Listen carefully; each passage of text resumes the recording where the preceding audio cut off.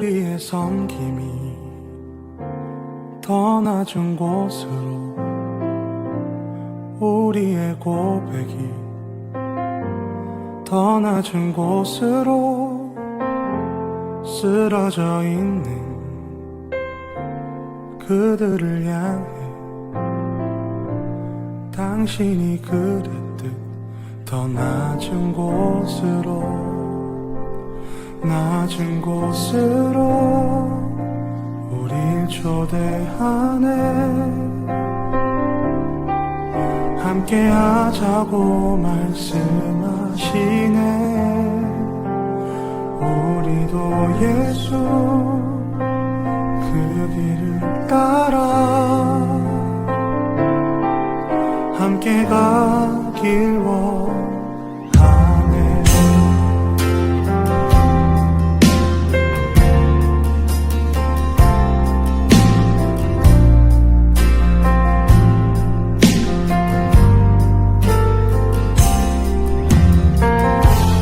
우리의 섬김이 더 낮은 곳으로, 우리의 고백이 더 낮은 곳으로 쓰러져 있는 그들을 향해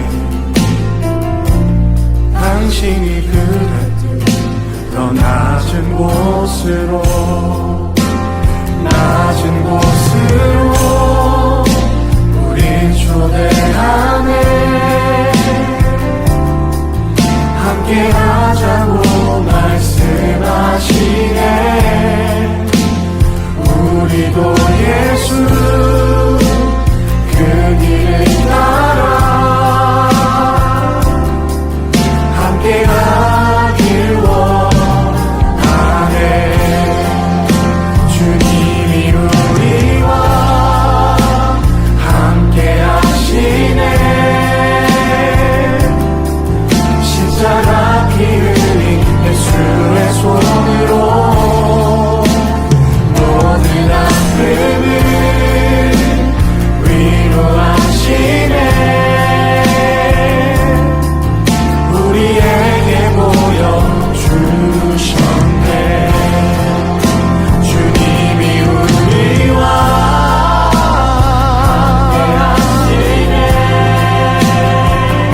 함께하시네. 십자가 피 흘린 예수의 손으로 모든 아픔을 위로하시네. 우리에게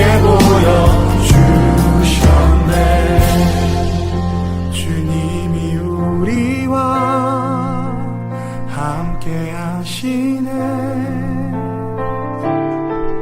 십자가 피 흘린 예수의 손으로 모든 아픔을 위로하시네.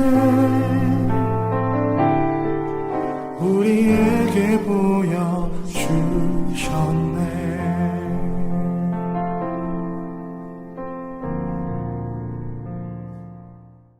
하나님께서 오늘 우리에게 주신 말씀은 누가복음 10장 25절에서 37절까지의 말씀입니다. 누가복음 10장 25절에서 37절까지의 말씀 같이 읽도록 하겠습니다. 어떤 율법학자가 일어나 예수님을 시험하려고 말했습니다. 선생님, 제가 무엇을 하여야 영생을 얻을 수 있습니까? 예수님께서 그에게 물으셨습니다. 율법에 무엇이라고 기록되어 있느냐? 너는 어떻게 읽었느냐? 율법학자가 대답하였습니다. 내 모든 마음과 모든 목숨과 모든 힘과 모든 뜻을 다해 주 내 하나님을 사랑하라 고 하였고 또한 내 이웃을 내 몸같이 사랑하라고 하였습니다. 예수님께서 그에게 말씀하셨습니다. 내 대답이 옳다. 이것을 행하여라. 그러면 살 것이다. 이 사람이 자기를 옳게 보이고 싶어서 예수님께 말했습니다. 그러면 누가 제 이웃입니까? 예수님께서 대답하셨습니다. 어떤 사람이 예루살렘에서 여리고로 내려가고 있었다. 그런데 도중에 강도를 만났다. 강도들은 이 사람의 옷을 벗기고 때려서 거의 죽은 채로 버려두고 갔다. 마침 한 제사장이 그 길을 내려가다가 그 사람을 보고는 길 반대편으로 피해서 지나갔다. 어떤 레위인도 그곳에 와서 그 사람을 보고는 길 반대편으로 피해서 지나갔다. 이번에는 어떤 사마리아 사람이 그 길을 여행하다가 그가 있는 곳에 이르렀다. 사마리아 사람이 그를 보고 불쌍하게 여겼다. 그래서 그 사람에게로 가서 그의 상처에 올리브 기름과 포도주를 붓고 붕대로 감쌌다. 그리고 그를 자기의 짐승에 태우고 여관으로 데리고 가서 그를 정성껏 보살펴 주었다. 너는 이 세 사람들 중에 누가 강도 만난 자의 이웃이라고 생각하느냐? 율법학자가 대답했습니다. 그에게 자비를 베풀어 준 사람입니다.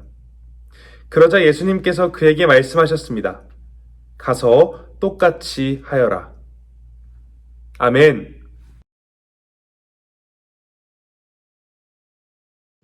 여러분 혹시 오버워치라는 게임 알고 있나요? 제가 한때 이 오버워치라는 게임에 아주 푹 빠져 있었습니다. 이 오버워치라는 게임 속에는요, 아주 다양한 캐릭터들이 나옵니다. 또한 그 다양한 캐릭터들에게 각자의 역할을 부여해 줍니다. 그 역할은 크게 탱커, 딜러, 힐러 이렇게 총 3가지로 구분이 됩니다. 이렇게 게임이 시작되게 되면 본인이 원한 대로 각자의 역할에 부여된 캐릭터들을 고르게 됩니다. 그런데 거의 대부분의 모든 유저들이 탱커 혹은 딜러로 그 선택이 쏠리게 됩니다. 자연스럽게 이 힐러라는 역할은 찬밥 신세가 되고 참 그 누구도 선택하지 않으려 하는 것 같습니다. 그런데 아이러니하게도 게임이 시작되고 나면 그 게임 속에서 가장 중요한 역할, 가장 필요한 역할은 딜러도 탱커도 아닌 바로 힐러입니다. 왜냐하면 이제 적의 공격을 당해서 아파하고 있는 팀원을 치료해줘야 하고 또한 그 쓰러져 있는 팀원의 체력을 회복시켜서 힘을 주고 다시금 일어서게 하는 아주 중요한 역할을 감당하고 있기 때문입니다. 그런데 이렇게 게임 속의 캐릭터들 뿐만 아니라 우리가 살아가고 있는 이 세상의 많은 사람들 가운데에도 이 아픔과 상처가 있습니다. 눈에 보이는 아픔들도 있고 눈에 보이지 않는 아픔들도 있습니다. 또한 그 크기 역시도 천차만별입니다.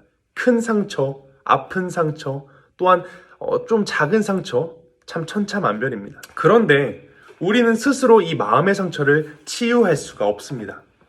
상처가 있지만 그게 상처인지 모르고 살아갈 때도 있고요.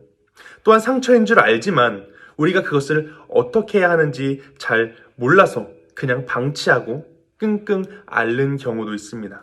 그래서 그들에겐 도움이 필요합니다. 그래서 그들에겐 치유가 필요합니다. 그들에겐 그들의 상처를 치유하고 그들의 상처를 돌보아줄 힐러가 필요한 것입니다. 즉, 치유자가 필요한 것입니다. 바로 그 치유자의 역할을 우리가 감당해야 합니다. 예수님께서는 우리를 오늘 그 치유자로 부르셨습니다. 우리는 다른 사람의 상처를 알아봐주고 또한 다른 사람의 상처를 보듬어 줄 수 있는 치유자가 되어야 합니다. 오늘 우리가 같이 읽은 이 말씀을 통하여 예수님께서 부르신 우리의 이웃을 치유하고 우리의 이웃을 보듬어 줄 수 있는 치유자로서 거듭나는 시간이 되기를 주님의 이름으로 축복하고 소망합니다. 그렇다면 치유자로서 부름받은 우리가 도와주어야 하고 치유해야 할 우리의 이웃은 과연 누구일까요? 오늘 말씀을 통해 우리가 함께 알아보려고 합니다. 오늘 말씀을 보면요, 어느 한 율법교사가 일어나 예수님께 이렇게 질문을 합니다. 예수님, 영생은 과연 어떻게 얻습니까? 그러자 예수님께서는 이렇게 대답하십니다. 율법에는 무엇이라고 기록되어 있으며 내가 그 율법을 어떻게 읽느냐? 자신의 주 전공인 이 율법에 대해서 묻는 예수님의 이 질문에요, 아마 이 율법교사는 굉장히 신이 났을 겁니다. 그래서 이 율법교사는 당당히 이렇게 이야기합니다. 마음을 다하며 목숨을 다하며 힘을 다하며 뜻을 다하며 너희 하나님을 사랑하고 또한 내 이웃을 내 몸같이 사랑하라 하였나이다. 이 율법교사의 답을 들은 예수님께서는 이렇게 말씀하십니다. 그래, 내 말이 맞아.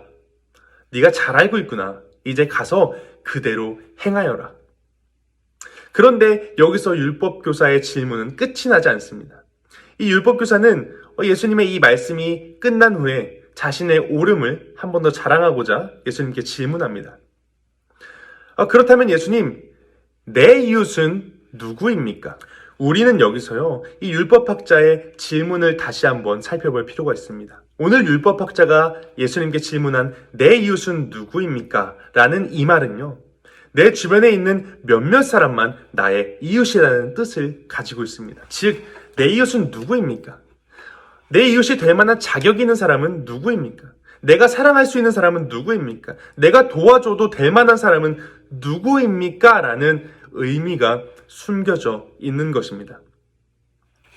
이런 율법학자의 질문에 예수님은 선한 사마리아인의 비유로 말씀하십니다. 그 내용은 이렇습니다. 한 유대 사람이 예루살렘에서 여리고로 내려가고 있었습니다. 그런데 그 길 가운데에서 안타깝게도 강도를 만나게 됩니다. 이 강도들은 이 사람을 틈칫 두들겨 패고 그 사람이 가진 것을 다 뺏고 심지어 그 사람이 입고 있던 옷마저도 다 훔치고 다 벗겨놓고 그 사람을 그 상태로 버리고 가게 되었습니다. 강도 만난 그 사람은요, 이제 딱 죽을 수밖에 없는 상황에 놓여져 있습니다. 그런데 여기 강도 만난 사람이 쓰러져 있는 이 길로요, 오늘 3명의 사람이 지나가게 됩니다. 첫 번째로 그 길을 지나간 사람은 제사장이었습니다. 그리고 두 번째로 그 길을 지나간 사람은 레위인이었습니다. 이 두 사람은요, 강도를 만난 이 사람을 보고 도와주지 않고 그냥 지나갔습니다. 여러분은 이 제사장과 레위인의 모습을 보고 어떤 생각이 드시나요? 야, 진짜 나쁜 사람들이다. 아니, 어떻게 그냥 지나갈 수가 있지? 라는 의문점이 들 수가 있어요. 그런데 이 제사장과 레위인은요, 특별히 다른 사람들보다 나쁜 사람도 아니었고 일반 사람들과 다를 바 없는 아주 평범한 사람들이었습니다. 어쩌면 이 둘의 모습이 오늘 더 합리적이고 이성적이고 당연한 것처럼 보일 수도 있어요. 어느 나쁜 강도가 자기가 강도를 만난 척 변장하고 거기 누워서 있었던 것일 수도 있어요. 그 사람을 도와주다가 오히려 큰 위험을 당할 수도 있었어요. 그리고 이 제사장과 레위인은 하나님께 제사를 드리고 하나님의 일을 하는 사람이었습니다. 그래서 항상 몸을 정결하고 깨끗하게 유지했어야 했어요. 그런데 율법에 보면 시체와 접촉했을 때 부정해진다는 말씀이 있습니다. 따라서 이들은 강도를 만난 자가 죽었는지 혹은 살았는지는 알 수 없지만 혹시나 가까이 갔을 때 그 사람이 죽어 있다면 부정해질 수도 있기 때문에 가까이 가지 않은 것일 수도 있어요. 이렇게 레위인과 제사장이 그냥 지나가고요, 마지막 3번째 사람이 나타납니다. 그 사람은 바로 사마리아 사람이었습니다. 그런데 사실상 이 사마리아인이야말로 이 사람을 보고 그냥 지나가도 상관이 없는 사람이었습니다.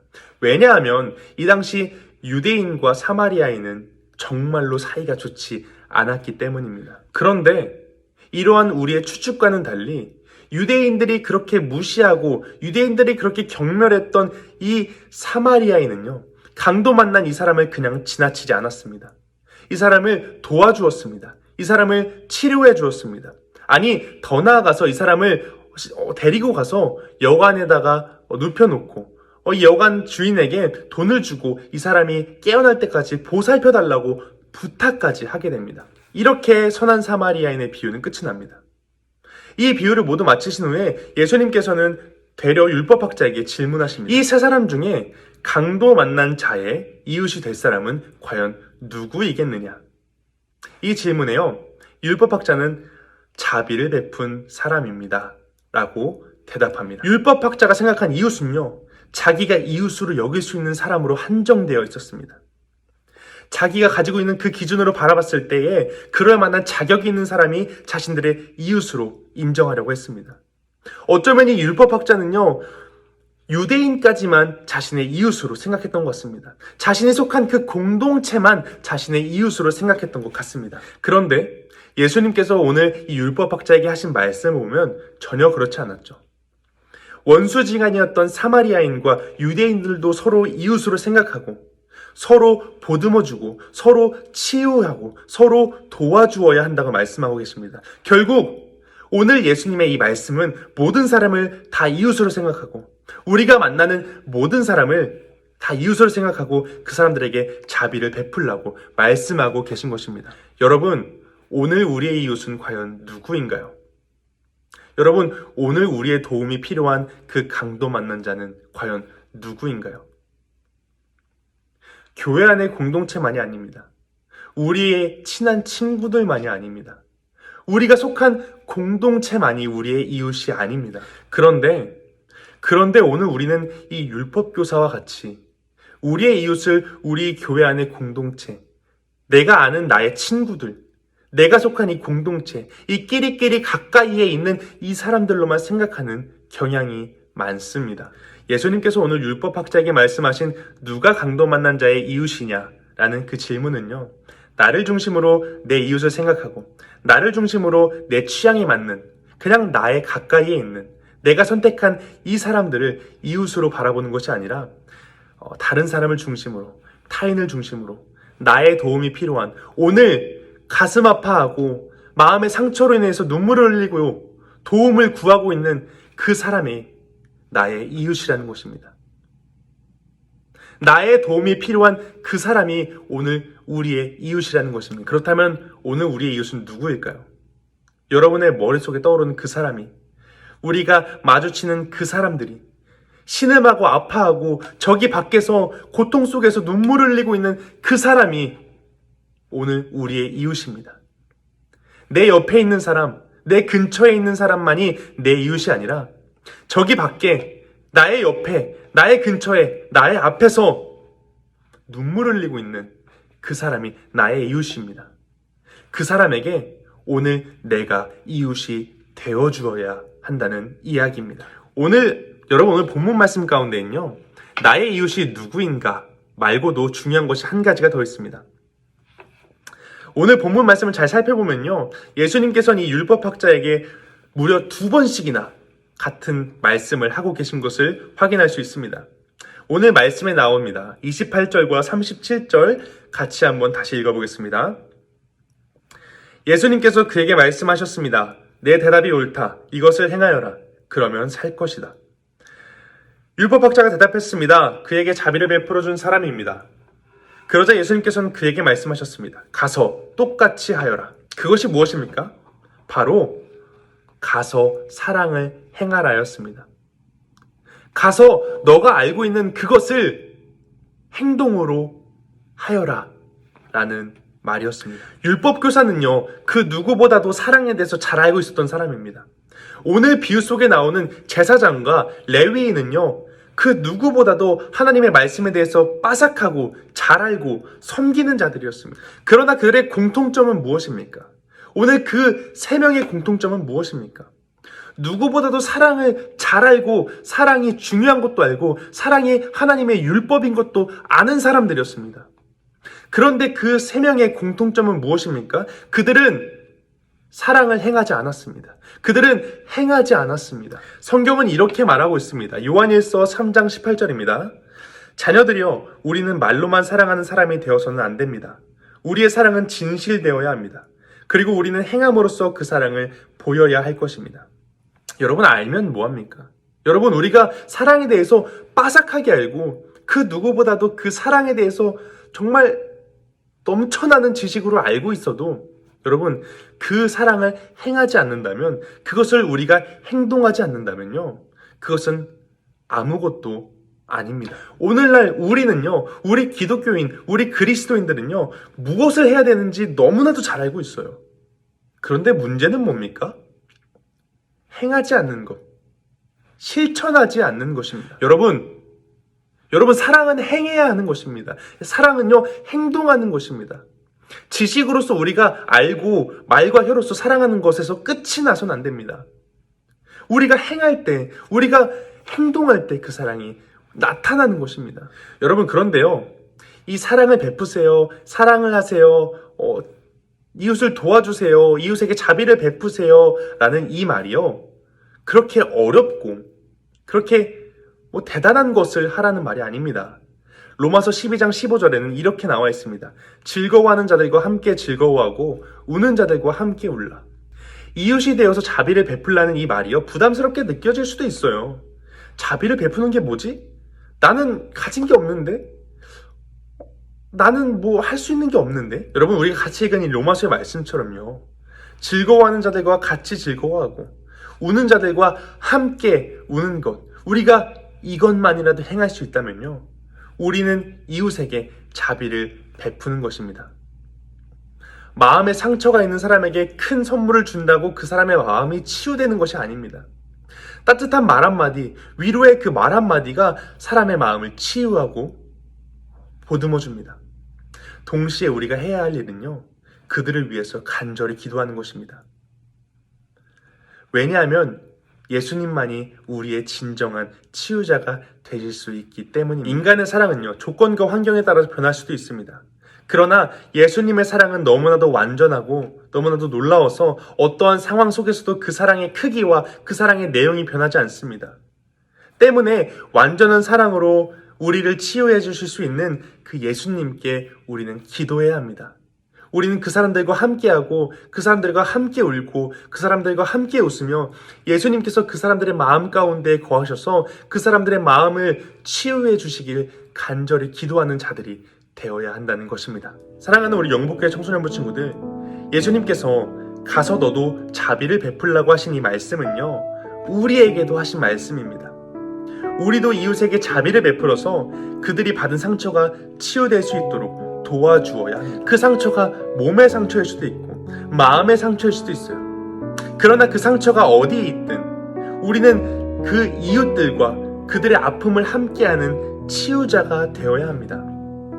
오늘날 우리가 살아가는 이 사회는요, 너무나도 많이 분열되어 있고 수많은 갈등이 있어요. 그 갈등 속에는요, 많은 아픔들과 많은 고통들과 많은 눈물이 담겨 있습니다. 우리가 이렇게 수많은 아픔과 고통을 경험하고 있는 이 사회, 이 나라, 우리의 이웃에게 우리가 나아가서 예수님의 사랑 안에서 함께 울고 함께 기뻐하며 함께 즐거워하는 예수님의 치유자가 되었으면 좋겠습니다. 눈물을 닦아주시며 상한 마음을 만져주시는 하나님의 위로를 나 혼자만 경험하는 것이 아니라 아픔과 고통 가운데 있는 그 사람들에게 하나님의 은혜와 치유의 능력이 나타났으면 좋겠습니다.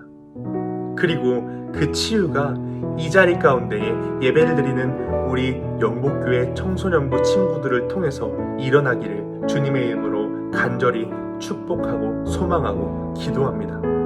기도하겠습니다. 하나님, 오늘도 주님께 예배드릴 수 있는 귀하고 복된 날을 허락하시니 주님 감사드립니다. 하나님, 오늘 우리가 함께 나눈 이 말씀처럼 아픔 속에 상처 속에 놓여서 우리의 도움을 필요로 하는 그들에게 우리가 이웃이 되어주고 그들의 아픔을 함께 나누며 예수의 이름으로 그들을 치유하는 치유자가 될 수 있도록 주님 함께 하시고 도와주시옵소서. 우리가 사랑을 행할 때에 그들의 마음 가운데, 그들의 상처 가운데, 그들의 가슴 깊은 곳, 그곳 가운데 주님 역사하셔서 그들이 주님께서 허락하시고 주님께서 주시는 귀한 사랑과 치유의 은혜를 경험할 수 있도록 주님 함께하여 주시옵소서. 언제나 우리 청소년부를 사랑하시고 청소년부를 지키시고 우리 친구들과 함께 하실 것을 믿으며 우리 주님 예수 그리스도의 이름으로 기도하였습니다. 아멘.